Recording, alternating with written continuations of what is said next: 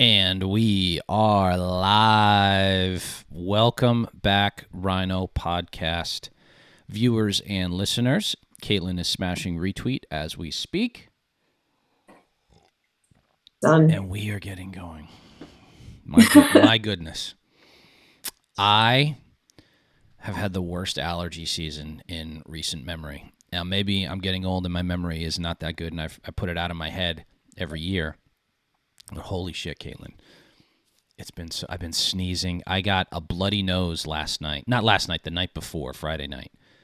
In the middle of the night, because I've been blowing my nose so much, and it's been irritated. I don't really get bloody noses. I'm not that type, Remember those kids that you grow up with that always get bloody noses? When it was like super dry outside. Yeah, they just would get they would just get them, and you'd be like, if it was the first time you ever saw a kid with a bloody nose, and just be pouring out of their face. Yeah, and it was kind of pathetic because it would like start without like any prompting. Like, it's not like you got punched. It would be like the kid got a bloody nose. Yeah. Well, that's me now. I'm that kid. It's occasionally it just like I'll blow my nose and all of a sudden I'll just feel a drip. I'm like, oh, is it snot? And I'm like, oh no, it's blood, and it's disgusting. And I want to rub my eyeballs out of my skull. They itch so bad. I take Allegra. It helps. Oof, bad season. This is the worst. So sorry guys, we didn't film last week because I got microneedling done, and I've talked about like that procedure or treatment before. And so when I woke up on Sunday morning, Jeff texted me, was like, can we do a show? And I'm like, I look like Redface, or like I look like Freddy Krueger right now. It's not pretty.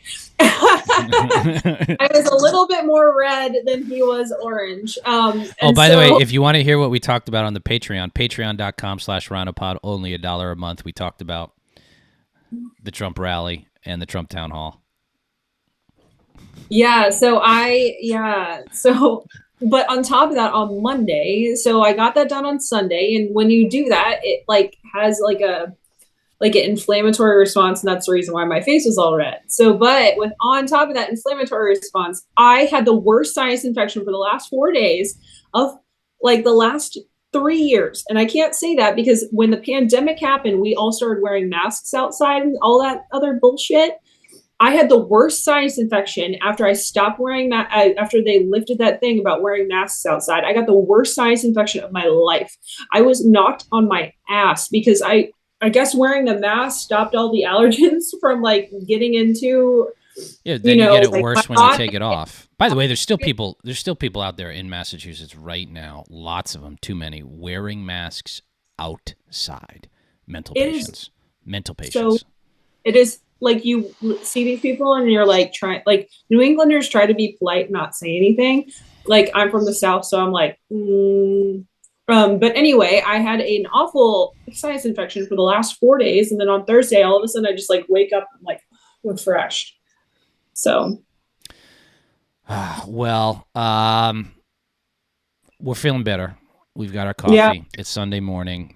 It's beautiful out. Gorgeous day here in New England. It's going to be in the like 60s today, so it's not even going to be that hot. It was nice and hot yesterday. Yep. The sun is shining. The birds are chirping. And my best friend, Tucker Carlson, is going to be had made a big announcement that I kind of predicted 2 weeks ago. If you go back, it's on my pinned profile where I called it that Tucker would move to Twitter. Now, I explained the reasoning. It was very simple. And by the way, here, guys, this is for those at home. This is me and my best friend, Tucker Carlson. We're besties, and we talk all the time. And he didn't tell me about any of this ahead of time. I just sort of knew. I was giving him space because that's what best friends do. They don't, jump down their throats when they're going through a tough time. And he it was a natural fit. He's got millions and millions of Twitter followers. The videos he was putting up would get 10, 15, 20 million views. It would get 40 or 50 million impressions. It's of course. Where would you go to? Go to Rumble? No. You're not going to go, you're not going to. So like, you have to think about that, right? Okay. So like Rumble is still relatively new. Like if Tucker Carlson decided to take his show to Rumble, it would bring, he would have to get a massive deal from Rumble in order to do that because it would be. They don't have the money and yeah. And they don't have the money. They don't have the probably legal structure or background, all of that. He's not going to like the Daily Wire. They're never going to give him enough money. But what is a platform where you can have relatively free editorial power over yourself if you can create that legal background, which you can do that? Because a lot of people don't know is when you have these shows, you also have a legal team behind you to ensure all this other stuff. And so he can do that with Twitter. I'm sure he's making a deal with Twitter's, I don't know what department this would be in, but probably some type of like video. I mean, I heard they're bringing back Periscope, so it's making it better. They're bringing back Vine in some form. They're bringing back the fleets. They're focusing a little bit more on combining Twitter with the aspects that you could put with Instagram and YouTube. So, well, Twitter wants Twitter to be the only place. And it kind of makes sense, and it kind of is. Like, I see people who, my favorite part right now is all these chuckleheads, especially the New England liberal journos who are like, when Elon bought it, I've had enough. I'm quitting Twitter. I'm going to. I'm seriously, and they're tweeting more than they ever fucking have. Renee Graham, Dan Kennedy, it just shut up. Give me a break. You never quit to begin with. I'm seriously considering giving up. Twitter. You look like a clown now. This is the place to be. And you don't like it because you're losing all the arguments and free speech is winning, which is a great thing. And by the way, I mean, Tucker has millions. He's well off. Not that you don't need to, make a profit and do what you do for money and live comfortably. But I think at this point, he's more probably motivated by his reach and the impact he'd have on, the culture. And he can do that through Twitter. He can do that more easily through Twitter. He was siloed at Fox News. Yeah. He'd have to, the only way anything he said that would gain traction was they'd cut a clip and they put it on YouTube or Twitter. So it's a natural fit. And I'm certainly going to watch it. What I would recommend, here's what I would recommend how it goes. I'm actually more likely to watch it on Twitter. Right. So, okay. So Jeff is a Gen Xer, guys. Jeff's a Gen Xer. I'm best a generation. You're a sophomore. Okay. Yep. Okay. I'm sure Jeff had a cable box until probably 3 years ago. Might still have one. I'm a millennial. I've been streaming since 2012. And so I am Point more of like order. Point of order, Yana. Point of order. I still have a cable box. My lovely bride won't let me get rid of the cable box. However, I want my tennis channel, I want my golf channel, I want my sports. And if you're navigating live events, if you're going smart TV or Roku or Fire Stick, it takes too long rather than just go boop, boop, boop, game.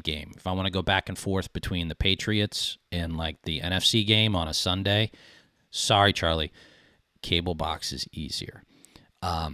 And by the way, I'm not one of the poors, so I can afford like cable and all streaming and all the things and all these platforms that it's just become, remember when it was like, oh, why bundle? Or like, oh, cut the cord, it'll be cheaper. Like, nah, we're just piling on it in our household. But back to you. Yeah, so like it's interesting. So I again, Gen Xer stuff. It's just, yeah, all right. But back to Tucker. Yeah, so Tucker, I think what I would recommend is you're not going to do an hour-long show on Twitter. That's not going to work, right? But what you can do is chunk your show up into the clips that you had, right? So he would have his monologue and then a guest maybe for 15 minutes, right? 12 or 15 minutes, and then ad break. That's how it should work. Each clip should be its own segment. And you have the ad revenue and the ad platform run through that. You can also subscribe to him. So if you subscribe to his feed, there's probably a decent chance you wouldn't have to watch the ads or something like that. But I'm not gonna. The video feature on Twitter hasn't gotten good enough to scroll through the whole show. Like, we go live on Twitter right now, right? But we also go on YouTube, and when I go on YouTube, I kind of chunk it up into sections, so it's a little easier. Or timestamp it. Don't do that with Twitter. Just break up each segment into its own little clips. So every night you have like 4 or 5 segments, and those are 4 or 5 tweets. And then one of them will take off, and you do it like that. It makes more sense. All right. That's the update from my best friend. Yeah. Now, go ahead. Sorry. Are we going on to Iowa, Ron DeSantis, or we want to do? That's last. We're gonna do the big news locally. So, a poll came out, sponsored by our old friends at the Massachusetts Fiscal Alliance, which is a good advocacy education group, 501c3. That one of the only ones on the right, center right in Massachusetts, came out with a poll. And that poll had former governor and current head of the NCAA, Charlie Baker, ahead of Elizabeth Warren, 49 to 36. Yeah. Yeah. Now, it's not 51 or 52, which concerns me, honestly. But go ahead. Let me pull up the poll real quick, because it was an interesting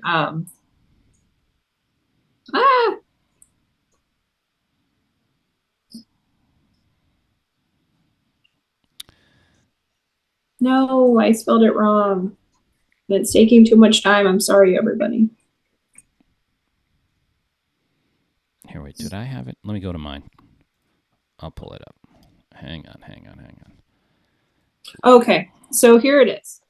It's 2024 Massachusetts Senate GE. Charlie Baker is at 49% over Liz Warren, who is the D incumbent, at 34%. This was done by likely voters. Okay. 34. So, okay, even worse. Yeah. So overall, again, Baker at 49, Warren at 33, 34. Independents. This is a lot of people don't understand about Massachusetts is that, yes, it is a blue state. Yep. We send Dems in our federal delegation to Congress. And we typically vote for the Dem on the presidential level. Okay. But here's the interesting part.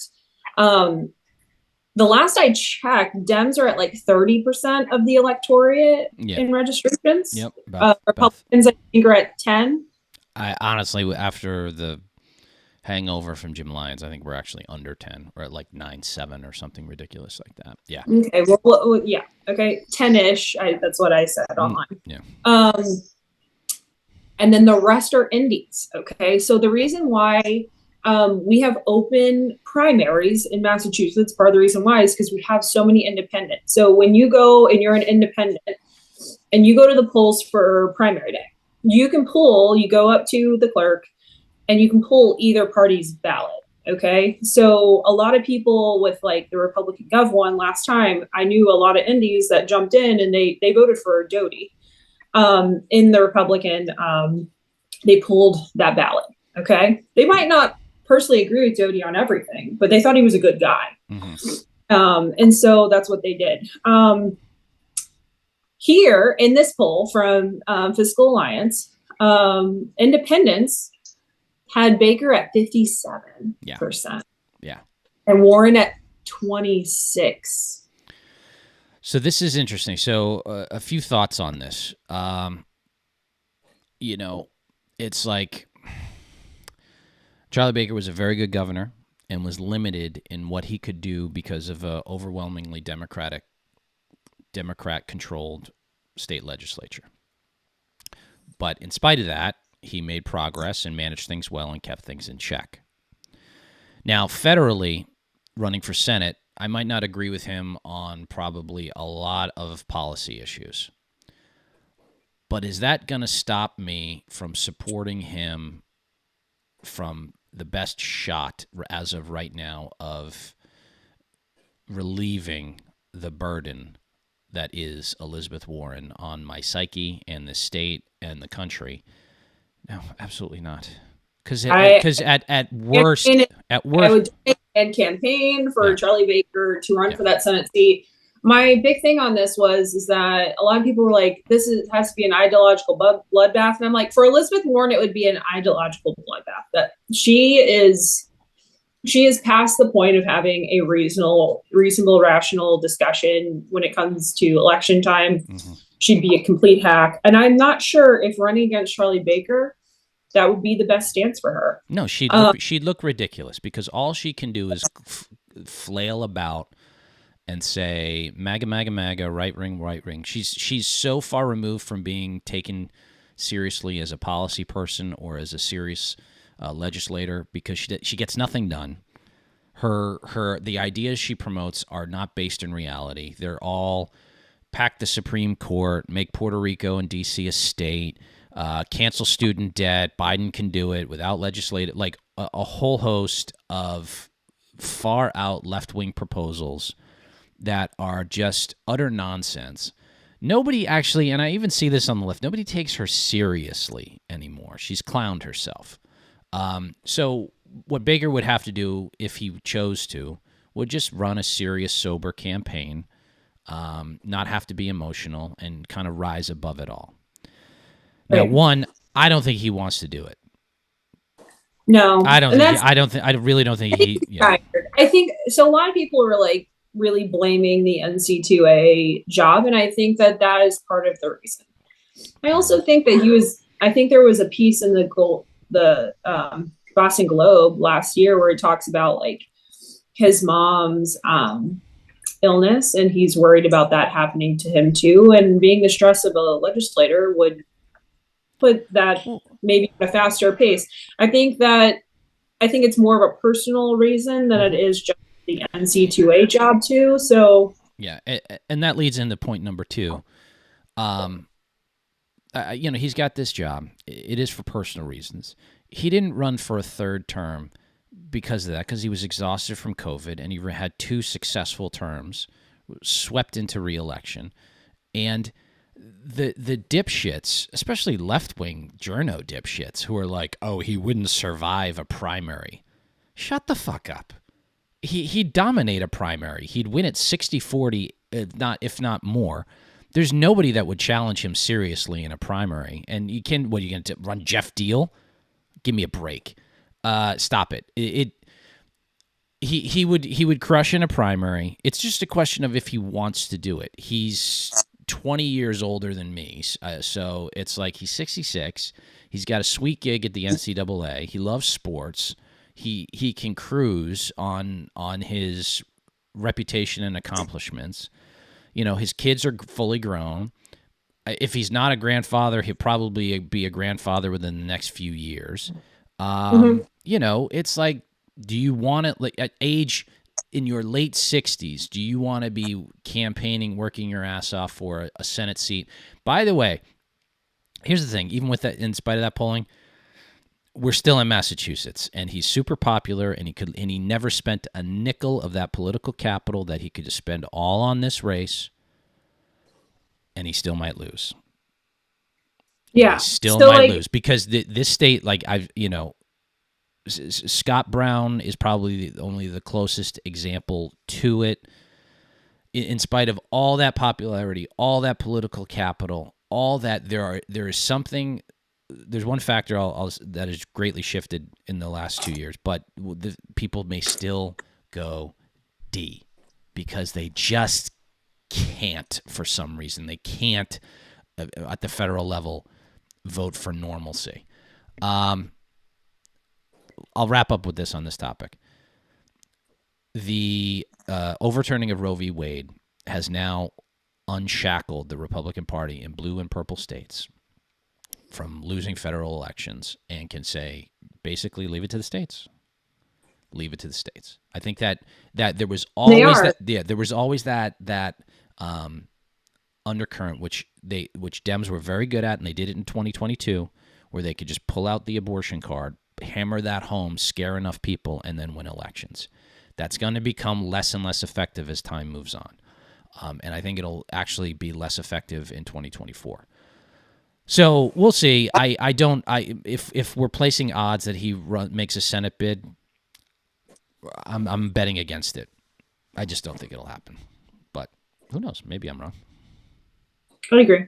I mean, like, the thing is like, I think he's done with politics for the time being, and that's a damn shame after seeing a poll like this. So no, it'd be a great chance to get rid of Elizabeth Warren, and the bottom line there is, like, if Charlie goes as a moderate Republican to DC, it's a neutral stance, right? You just have a vote for normalcy and probably good, more conservative economic policy, and get our federal budget in shape, and just it would be a net positive for the country. But who knows? It's one poll.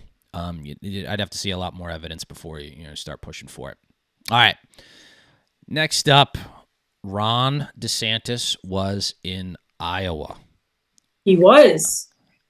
Had a very good trip. Yes, I was. In the morning, he went to Randy Finesta. I can't never pronounce this guy's last name. He's a rep. Randy Feenstra. He went to his barbecue, which is a huge barbecue. It's a huge political event. And it was packed.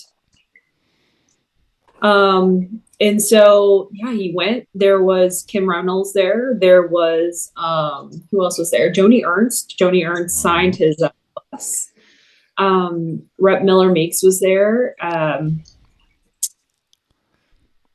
it was just, it kind of felt like it just felt fresh. Like, it felt new. Like, it was like. He's pulling crowds. Yeah. He's pulling crowds. People want to see him because he's the favorite. I don't care what any of the polls say.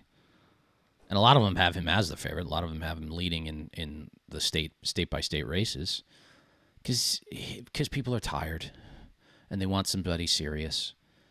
And the left-wing journos, the corporate press, are scared to death of him. And they should be. Because let me tell you something. If he becomes the president of the United States, this is 1980 all over again. It's I don't know. I don't want to say that yet because I think polarization is really bad. But at the same time, we were united as a country in the 80s. Now, you weren't born yet because you're winning with Ron DeSantis than we do with Trump, because Ron DeSantis will be able to message and say, we need a new path. Polling says that Americans are not happy with our future with either Biden or Trump. We need to focus on good governance. And you can say a lot about Ron DeSantis, even the liberals can, but you can't say that Florida is not churning away, doesn't have good governance. We're a year and a half away from the general election. That's a long time in real terms, but in election terms, it's kind of not. In 6 months, 7 months, we're going to be getting into caucus and primary season in early 2024. All right, so Biden is getting worse physically and mentally. Are you seriously going to tell me he's going to have a great campaign if Ron DeSantis is all over the news and campaigning as a younger man, much younger man? The comparison will be evident to everybody. Right. And the polling that came out last week when we had the week off about Biden's approval rating is at 34%, 35%. It's lower than it's ever been. 2/3 of Democrats want somebody else. Robert F. Kennedy is coming up in the polls. Robert F. Kennedy, insane conspiracy theorist. They've got serious problems. All we have to do is nominate somebody normal and we'll win, not Trump. That remains to be seen if we'll do that. I think I'm more confident than ever based on a lot of anecdotal and what's the term in court? Circumstantial evidence, right? There's a lot of circumstantial evidence. You felt good.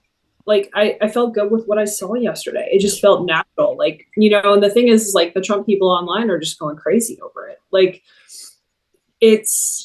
they're just hitting hard and they're going crazy, but it's like, Yeah. it felt good seeing, it felt like a new beginning. Like, I don't know, like it was just like we can turn the page and move forward. Like somebody competent, somebody who knows what they're doing, who's governed, who is a serious person. Because we're surrounded by so many unserious political actors, especially in Massachusetts, where we have Warren and Markey and Presley. I'll even give a little bit of credit. Wu is in that category, Michelle Wu. I'll give a little bit of credit to Maura Healey.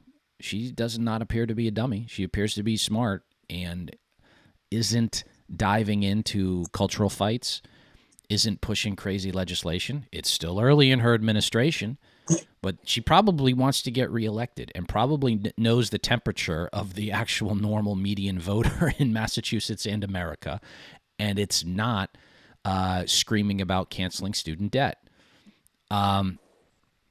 So there, like, even the Dems get this. They get this. They're starting to. I mean, the thing is that Donald Trump from 2016 to 2022 to even now was just screaming. And I think Americans are very fatigued with that type of politician now, where you're just screaming. Yes. And there's a portion of the conservative base that wants that really big screamer. And like, that's where you see the Trump people like really consolidating behind their guy. I just want someone who's going to be an effective governor, like, or effective, like, executive. Like, that's basically all I want. Like, I'm just tired of like, I don't want to say craziness. I'm just tired of like all of the screaming. I'm tired of all of this. I just want some normalcy, I guess. Yeah. And so it was nice to see that. And then Ron DeSantis, so Trump did cancel his rally there. We talked about that on the Patreon. And then Ron DeSantis went to a massive, this was reported by someone with the Blaze. I think Steve Deese is with the Blaze, right? Yeah. And so he was like, Ron DeSantis is here at this barbecue joint. And I went, and he's just talking to people. Yeah. People are excited, and it is crowded here. And so like, it's it's very normal to do, right? Like, as a normal human being, just to go to a barbecue joint and go and talk to people. Yeah. It's retail campaigning. Yeah. Like, he just went and talked to people, and like, it's refreshing to see that. I think Trump, if I'm going to compliment Trump could do that. Back in 2016, I didn't even vote for Trump back in 2016. He could do that. He did that in Pennsylvania. Mm-hmm. He did that in Michigan. He's very good at that. I think now it's kind of hokey when he does it. It doesn't come off very genuine. But the people love when he comes, because it's almost like a celebrity that will listen to them instead of using them as a prop. Right. There is a genuine aspect to Trump when he does that. So like, but it does feel hokey to me in the respect that everything that he wears is very branded towards Make America Great Again. So I don't like that part of it, but he will at least go to the people and he will listen to them more than I would say any other celebrity would. The problem is he's saying the same things he's been saying for the past 2 years, and people are they're tuning out. They're tuning out. It's a TV show, and the ratings are going down. And the corporate press loves him, because they want him to get elected, because they know he'd be much easier to beat than Ron DeSantis. And I'll take this opportunity, and I'll probably be saying this for the months to come. If you're a Republican and you're going to attack, well, we know that Trump supporters will attack RDS for whatever reason. But if you're like a Nikki Haley Republican, which is nothing wrong with being that, but there's not a lot right with being it at this point, because she's stepping in it and attacking from like a corporate, somewhat liberal, attacking RDS from the left. It's not landing well. I mean, like, it's just, her criticisms, first of all, are very pro-Trump. She rarely takes a hit at him. So it's very clear who she's kind of pandering to. And then when she goes after Ron DeSantis, it's like going after Disney. It's like, we don't need to deify corporations. Like, we're capitalists. We're not corporatists. So that's a very good distinction. Yes. I don't understand the deification of corporations at all, and I don't really like it. Because again, we've talked about the issue with like conservatism in Florida and all this other stuff. Like, what she's saying does not appeal to me at all. And Republicans who want to go be very, if you're not a Trump supporter and you're just kind of still a Republican and you want to vote for the nominee, but maybe you like Nikki Haley, and there's this, there's 5 to 15% of them of the Republican voting base who's kind of in that direction.